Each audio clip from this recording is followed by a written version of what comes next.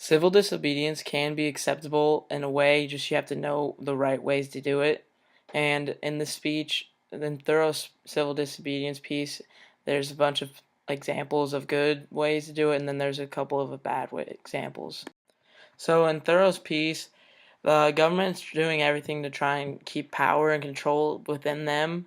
And in one of his pieces, he says that the American government can make, or such as it can make a man with his black arts, a mere shadow of remnants of humanity, a man laid out and alive and standing, and that the government has man made into remnants of humanity, so it basically has them under control.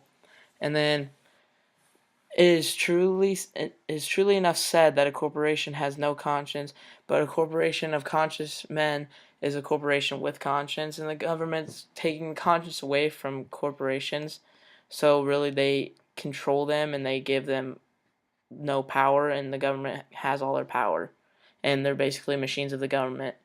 And a very few people actually went away from what the government had set out for them, and they ended up being labeled as enemies.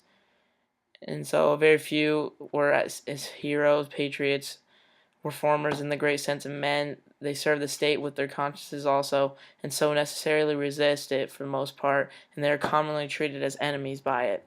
And basically, if you reject the conscience created for you by the government, you are labeled and treated as enemies. Another example of in Thoreau's piece why civil disobedience can be good is like if people speak up and pull their own weight, the minority can overpower the majority.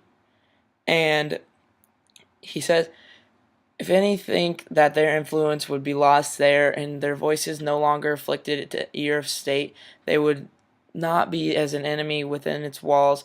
They do not know by how much truth is stronger than error, nor how much eloquently and effectively he can combat injustice who has experienced a little in his person. And he's saying if you speak up, then you will be heard and right the injustice done to you and many others by the government. Also, the minority is powerless until it learns to pull its own weight. So a minority is powerless while it conforms to the majority. It is not even a minority then, but it is irresistible when it clogs by its whole weight. Basically, the government will do anything to keep power and control, and if the alternative is to keep all men, just men, in prison or give up war and slavery, the state will not hesitate which to choose. And so he's just saying that the government would rather have men in prison that are just than not go to war and have slavery and basically overpower everyone else. So one of kind of the ways that he overused civil disobedience is he didn't pay poll taxes for 6 years and he was in jail for it. But it also helps to show how people treated others, like how government officials treated others while they were in prison. He said, I stood considering the walls of solid stone, 2 or 3 feet thick, the door of wood and iron, a foot thick, and the iron grating which strained the light, I could not help being struck with foolishness of the institution which treated me as if I were mere flesh and blood and bones to be locked up. So they basically treated him like he was just a body and not a human being, just like them. He says, I saw that if there was a wall of stone between me and my townsmen, there was a still more difficult one to climb or break through before you could get to me to be as free as I was. I did not for a moment feel confined, and the walls seemed a great waste of stone and mortar. So really, no matter how much you go through, there will always be more difficult obstacles to go through.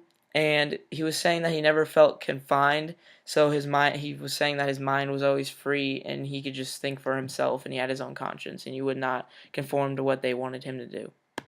So while he was in prison, he kind of started thinking that in every threat and in every compliment there was a blunder, for they thought that my chief desire was to stand the other side of my meditations, which followed with them out again without let or hindrance, and they were really all that was dangerous. So he was confined, but really they were the more dangerous ones, and they should be the ones that were trapped basically in this prison cell. So basically, I believe that civil disobedience is good as long as you don't go too far in the disobedience part. But being completely civil obedient would be bad because then the government would have all the power and you wouldn't be able to make decisions for yourself. So being just a little civil disobedient in times is okay, but just don't go too far. Like he went too far, not paying poll taxes for 6 years. But I mean, if you don't feel like what the government is doing is right and you want to do your own thing, just go ahead and do your own thing. It doesn't really it'll just affect people, like it'll affect you. It won't really affect the government as much because you're just one person, so why would it really affect them if there's so many other people in the United States? And it would just kind of affect your decisions. You'd have to kind of pay for your actions. And basically, like he said, that a walnut and an acorn fell off the tree beside each other, and they were one was didn't kick the other out. They just were set there, and they had to grow up by themselves. And that's basically saying that humans need to just be let alone and become their own person, and they have to pay for their like consequences of their actions. So basically, just let them be themselves, and everything will turn out okay.